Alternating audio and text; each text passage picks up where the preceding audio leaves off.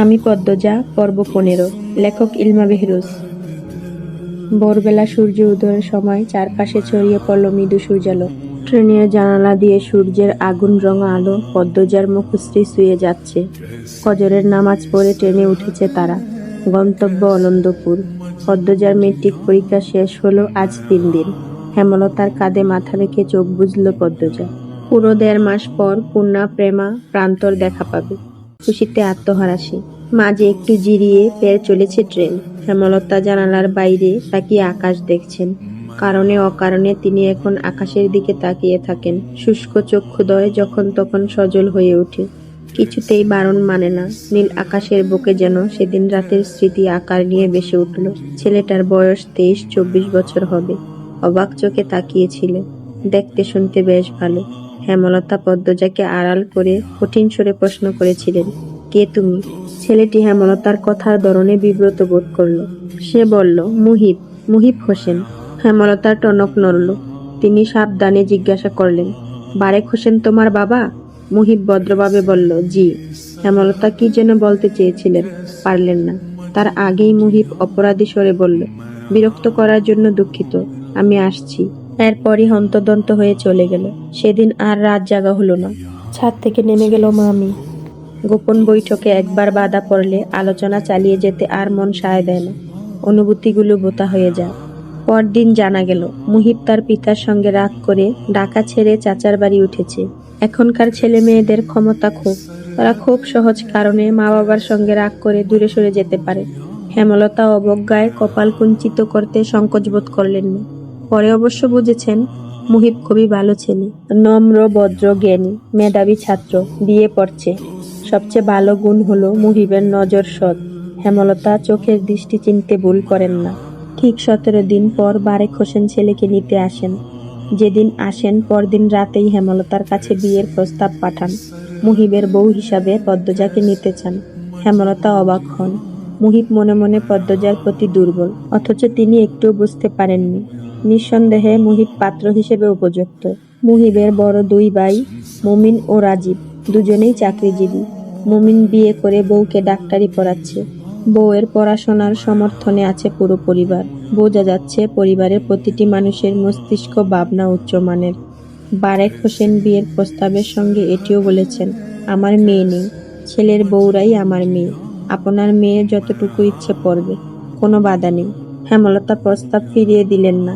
তিনি আনন্দের সাথে জবাব দিলেন, পদ্মজা আয়ে শেষ করুক, এরপরই না হয়। বারেক হোসেন হেসে বললেন, তাহলে এটাই কথা রইল। স্মৃতির পর্দা থেকে চোখ সরিয়ে নিলেন হেমলতা। গোপনে দীর্ঘশ্বাস ছাড়লেন।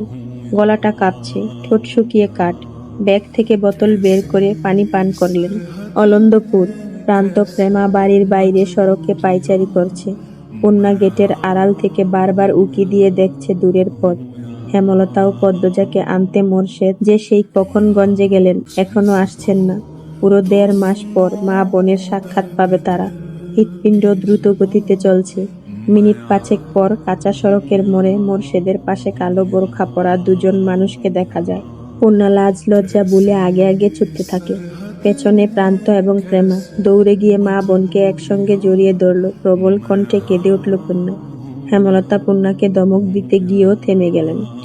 মাঝে মাঝে একটু বাড়াবাড়ি করা দোষের নয়। পদ্মজার চোখ বেয়ে টপ টপ করে জল পড়ছে।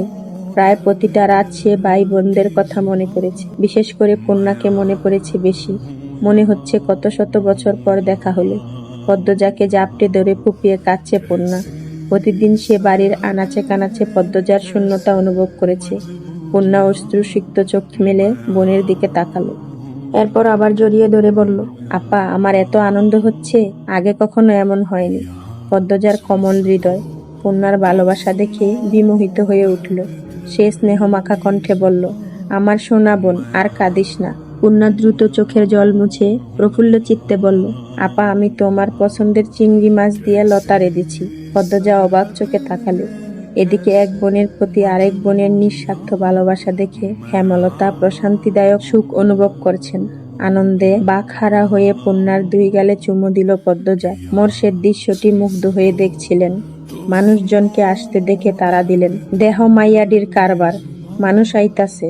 আর হেরা রাস্তায় কান্দাকাটি লাগাইছে। হাট সবাই হাট। বাড়ি ফিরে হাত মুখ ধুয়ে সবাই খেতে বসে। খাওয়া দাওয়া শেষ করে 4 ভাই বোন আশ্রয় নিল ঘাটে। এই ঘাট হচ্ছে তাদের বৈঠকখানা। 1.5 মাসে কি কি হলো না হলো সব পূর্ণা বলছে। প্রেমা পূর্ণার নামে বিচার দিল, প্রান্ত প্রেমার নামে বিচার দিল।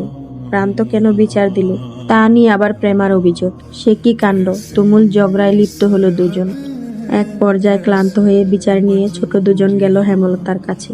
তখন পদ্মজা শুষ্ক কণ্ঠে পূর্ণাকে বলল, জানিস পূর্ণা, আম্মা আমার বিয়ে ঠিক করেছে। পূর্ণা ভীষণ চমকালো, চমকিত কণ্ঠে জিজ্ঞাসা করলো, কবে, কার সঙ্গে? যে বাড়িতে ছিলাম ওই বাড়ির ছেলের সঙ্গে। বিয়ে পড়ছে, আমার আয়ে শেষ হলে বিয়ের তারিখ পড়বে। আপা, আমার বিশ্বাস হচ্ছে না। আম্মার না ইচ্ছা তোমাকে অনেক পড়াবে, তোমার চাকরি হবে। পদ্মজা চুপ থাকলো কিছুক্ষণ, তারপর বলল, আম্মার কি যেন হয়েছে, পাল্টে গেছেন। কিরকম? আকাশের দিকে তাকিয়ে থাকেন, বেশিরভাগ কথা এড়িয়ে যান। আমার ভবিষ্যৎ নিয়ে আগের মতো আগ্রহ দেখান না। আমি কথা তুললে এড়িয়ে যান, গল্প করেন না। আম্মা আগের মতো নেই পূর্ণা। কথাগুলো বলতে গিয়ে পদ্মজার গলা কিঞ্চিত কাঁপল। কি বলছো? সত্যি? কি হয়েছে ওখানে? না, আমি যতটুকু জানি তেমন কিছুই হয়নি। পূর্ণা সীমাহীন আশ্চর্য হয়ে চিন্তায় ডুবে গেল। পদ্মজা শূন্যে তাকিয়ে রইল। লিখন শাহ নামের মানুষটার কথা খুব মনে পড়ছে। তিনি যখন শুনবেন এই খবর, সহ্য করতে পারবেন? সত্যি ভালোবেসে থাকলে সহ্য করতে খুব কষ্ট হবে নিশ্চয়ই। পূর্ণা প্রশ্ন করল, আপা, লিখন ভাইয়ের কি হবে? পদ্মজা ক্লান্ত ভঙ্গিতে তাকালো, বলল, আমি তাকে বলেই দিয়েছি, আম্মা যা বলবেন তাই হবে। কন্যার মন জুড়ে নেমে আসে বিষাদের ছায়া। তার আপার মতো সুন্দরীকে শুধুমাত্র লিখন শাহর পাশেই মানায়। লিখন শাহ আর পদ্মজাকে নিয়ে কত স্বপ্ন দেখল সে, সব স্বপ্ন গুঁড়োবালি। কন্যা কাতর কণ্ঠে বলল, লিখন ভাইয়ের সঙ্গে তোমার বিয়ে না হলে আমি কষ্ট পাবো খুব। আমি তো আম্মার কথার বাইরে যেতে পারবো না। কন্যা গলার স্বর খাদে এনে বলল, যদি লিখন ভাই রাজি করাতে পারে? পদ্মজা অবিশ্বাস্য দৃষ্টি নিয়ে তাকালো। সে দৃষ্টি যেন ইঙ্গিত দিচ্ছে, এ হওয়ার নয়। কন্যা কপাল কুঁচকে ফেলল, বিরক্তিতে বলে উঠল, দেখ, ভালো লাগছে না। বাতাসটা গরম ঠেকছে, ক্রমশ বেড়ে চলেছে মাথা ব্যথা। এত এত গাছগাছালি চারিদিকে, তবুও এতটুকু শীতলতা নেই। হেমলতা আলমারির কাপড় গুছিয়ে বিছানার দিকে তাকালেন। মোরশেদ এই রোদ ফাটা দুপুরে কখন থেকে জিম মেরে বিছানায় বসে আছেন, মুখখানা চিন্তিত। হেমলতা প্রশ্ন ছুড়লেন, কি হয়েছে? মোরশেদ তাকিয়ে আবার চোখ সরিয়ে নিলেন। হেমলতা তাকিয়ে রইলেন জবাবের আশায়। কিছুক্ষণ সময় নিয়ে মোরশেদ বললেন, বাসন্তী এই বাড়ির থাকবার জন্য আইতে চায়। হেমলতার চোখ দুটি ক্রোধে জ্বলে উঠে আবার নিভে গেল। তিনি নির্বিকার কণ্ঠে বললেন, তোমার ইচ্ছে হলে নিয়ে এসো, বাড়ি তো তোমার। মোরশেদ চকিতে তাকালেন। তিনি ভেবেছিলেন হেমলতা রাগারাগি করবে। মোরশেদের চোখের দৃষ্টি তীক্ষ্ণ রূপ নিল। কিরমির করে হেমলতাকে বললেন, আমি তারে চাই না। হেমলতা ঠাট্টা করে হাসলেন, বললেন, 20 বছর সংসার করে এখন তাকে চাও না? আমি হলে তো মামলা করতাম। মোরশেদ আহত মন নিয়ে তাকিয়ে রইলেন অনেকক্ষণ। তার চোখ দুটি অসহায়ত্ব স্পষ্ট। হেমলতা নিজের আবেগকে নিয়ন্ত্রণ করে সেখান থেকে সরে পড়েন। মোরশেদ তখন কপট রাগ নিয়ে নিজে নিজে আওড়ান, বাসন্তী আমারে ডর দেহায়। মায়াডারে খুন করতে পারলে জীবনে শান্তি পাইতাম। হেমলতা দরজার ওপাশ থেকে গাড় ঘুরিয়ে মোরশেদকে পরখ করছেন। রাগে ছটপট করছেন মোরশেদ। বাসন্তীর প্রতি তার এত রাগ কেন? হেমলতা পুনরায় ঘরে এসে বললেন, ভালোবাসার মানুষকে এভাবে গালি দিয়ে ভালোবাসা শব্দটির সম্মান খুইয়ে দিও না। আমি তারে কোনো কালেও ভালোবাসি নাই, বাসলে তোমারে বাসছি। হেমলতা ভীষণ অবাক হয়ে তাকালেন। চোখের তারায় জল জল করে কিছু একটা যেন ছুটতে শুরু করে। বোতা অনুভূতিগুলো মুহূর্তে নাড়াচাড়া দিয়ে ওঠে। মোরশেদ অপ্রস্তুত হয়ে পড়েন। তিনি বিছানা থেকে নেমে গট গট পায়ে বেরিয়ে যান। হেমলতা মোরশেদের যাওয়ার পানে তাকিয়ে থাকেন ঝাপসা চোখে। মানুষটার থেকে এই একটি শব্দ শোনার জন্য একসময় কত পাগলামি করেছেন, কত কেঁদেছেন, আকুতি মিনতি করেছেন। মোরশেদের মুখে ভালোবাসার সত্যি স্বীকারোক্তি শুনে হেমলতার ভীষণ আনন্দ হচ্ছে। বয়সটা কম হলে আজ তিনি অনেক পাগলামি করতেন। পূর্ণার গা কাঁপানো জ্বর, তাই পূর্ণাকে নানা বাড়ি রেখে পদ্মজা বাড়ি ফিরল। সঙ্গে এলো হিমেল, প্রান্ত, প্রেমা। 3 ভাই বোন মিলে বাড়ি জুড়ে ছোটাছুটি করে লাউ, সিম, লতা, পুঁইশাক বন্দোবস্ত করলো। বাজার থেকে মাছ নিয়ে এলো হিমেল। বাড়িতে শুটকি মাছ ছিল। আজ হেমলতা আর মোরশেদ ফিরবেন, তাই এত আয়োজন। 2 দিন আগে তারা ঢাকার উদ্দেশ্যে যাত্রা করেছে। হেমলতার বড় বোন হানির মেজ মেয়ের বিয়ের কথাবার্তা চলছে। হানি বলেছে হেমলতা না গেলে তিনি বিয়ের তারিখ ঠিক করবেন না, তাই বাধ্য হয়ে হেমলতা গেছেন। তবে পদ্মজার শুরু থেকে খটকা লাগছে। তার মা তাকে রেখে পাশের এলাকায় যেতেও আপত্তি করতেন, আর আজ 2 দিন ধরে মাইলের পর মাইল দূরে পদ্মজাকে ছাড়া রয়েছে। অবশ্য এসব ভাবার সময় এখন নয়। পদ্মজা যত্ন করে কয়েক পদের রান্নার প্রস্তুতি নিল। সকাল থেকে সূর্যের দেখা নেই, পরিবেশ ঠান্ডা, এ যেন জ্বরের পূর্বাভাস। শান্ত প্রেমা উঠান জুড়ে মার্বেল খেলছে, হিমেল শুধু দেখছে, মাঝে মাঝে প্রবল কণ্ঠে হেসে হাততালি দিচ্ছে। রান্না শেষ হলো বিকেলে। প্রেমা, প্রান্ত ও হিমেলকে খাবার বেড়ে দিল পদ্মজা। খাওয়া দাওয়া শেষ হলে বলল, মামা তুমি আর প্রান্ত গিয়ে পূর্ণাকে নিয়ে আসো, সন্ধ্যা হয়ে যাবে একটু পর, আম্মা আব্বাও চলে আসবে। হিমেল প্রান্ত বের হতেই পেছন পেছন ছুটে গেল প্রেমা। পদ্মজা একা হয়ে গেল। রান্নাঘর গুছিয়ে বারান্দায় এসে দাঁড়ালো। কালো মেঘে ছেয়ে গেছে আকাশ, বাতাস বইছে প্রবল বেগে। বাতাসের দাপটে পদ্মজার চুল ও ওড়না উঠছে। পরিবেশ অন্ধকার হচ্ছে ধীরে ধীরে। তার মনটা কু গাইতে লাগলো। সে এক হাত দিয়ে অন্য হাতের তালু চুলকাতে চুলকাতে গেটের দিকে বারংবার তাকিয়ে দেখছে কেউ এলো কিনা। যতক্ষণ কেউ না আসবে শান্তি মিলবে না।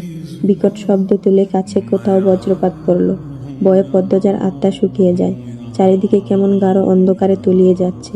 ঘোমটা টেনে বাড়ি থেকে বের হওয়ার সিদ্ধান্ত নিতেই আকাশ ভেঙে বৃষ্টি নামে। বিকট বজ্রপাত, দমকা হাওয়া, সঙ্গে বড় বড় ফোঁটার বৃষ্টি।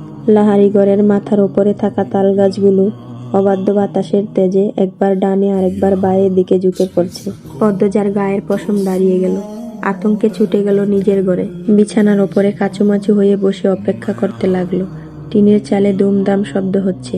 পদ্মজা অনবরত প্রার্থনা করেই যাচ্ছে যেন বৃষ্টি কমে যায়, কিন্তু বৃষ্টির বেগ কমার বদলে উল্টো বাড়ল। এত সব শব্দ ভেদ করে আরেকটি শব্দ এসে থেমে গেল পদ্মজার কানের কাছে। সদর ঘরে কিছু একটা পড়েছে। ভয়ে পদ্মজাকে আরো বেশি করে গ্রাস করে ফেলল। পরক্ষণেই খুশিতে সে আওড়ালো, আম্মা এসেছে। বিছানা থেকে নেমে হন্তদন্ত হয়ে সদর ঘরে যায় পদ্মজা। ঘরটা অন্ধকারে তলিয়ে আছে।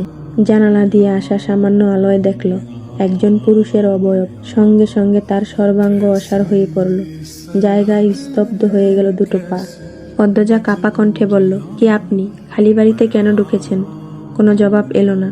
পদ্মজা অনুরোধ করে ভেজা কণ্ঠে বলল, বলুন না কে আপনি? একটি ম্যাচের কাঠি জ্বলে উঠল। সে আলোয় দুটি গভীর কালো চোখ নিয়ে তাকিয়ে রইল পদ্মজার দিকে। শীতল স্পষ্ট কণ্ঠে চোখের মালিক বলল, আমির হাওলাদার। পুরুষালী কণ্ঠটি শুনে আরো ভরকে গেল পদ্মজা। এক হাত দরজায় রেখে পদ্মজা আকুতি করে বলল, আপনি চলে যান। কেন এসেছেন? উত্তরের আশায় না থেকে পদ্মজা দৌড়ে নিজের ঘরে চলে গেল। ভেতরে ঢুকতেই লাগিয়ে দিল দরজা। তার মস্তিষ্ক জমে গেছে, কাজ করছে না। লোকটা যদি সম্মানে আঘাত করে, বা গ্রামের মানুষ যদি দেখে ফেলে খালি বাড়িতে অচেনা পুরুষের সঙ্গে কেলেঙ্কারি হয়ে যাবে। সে আর ভাবতে পারছে না। দরজায় করাঘাত শুনে পদ্মজা ঘরের সব আসবাবপত্র ঠেলে ঠুলে দরজার কাছে নিয়ে এলো। শরীর কাঁপছে। মাটিতে বসে হাউমাউ করে কাঁদতে লাগলো পদ্মজা। 2 হাত মাথায় রেখে আর্তনাদ করে ডাকলো, আম্মা কোথায় তুমি? আমি খুব একা আম্মা, আম্মা।